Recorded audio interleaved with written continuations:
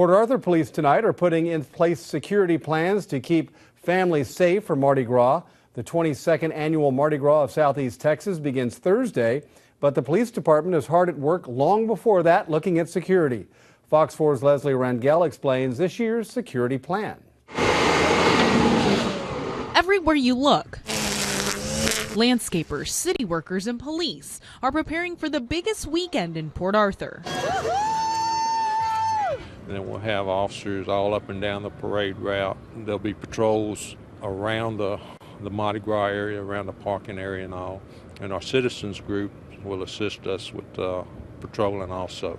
Deputy Chief Dennis Odom says he started making plans 6 months ago. He wants to make sure the Mardi Gras of Southeast Texas runs smoothly. We'll have officers at each entrance gate, and any known troublemakers will be turned around right there. They won't be allowed to come in. Officers will get help from another set of eyes. Cameras set up at Mardi Gras, meaning someone could be watching you all the time. We invite officers from other agencies to assist us.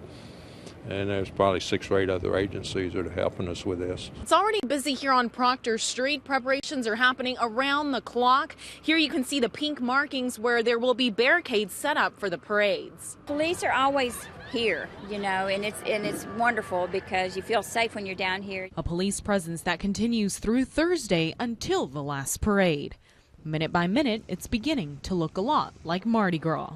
It's family oriented. We have something for everybody here, and you know, a lot of people just come home to see their family and friends, and when they do it, they plan it around Mardi Gras, and it's just a great place to come.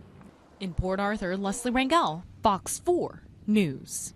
Well, the first parade kicks off Thursday evening with a chicken toss. Police want to remind the public to travel in groups while out celebrating and hide your belongings when parking. Also, make sure you keep an eye on your children.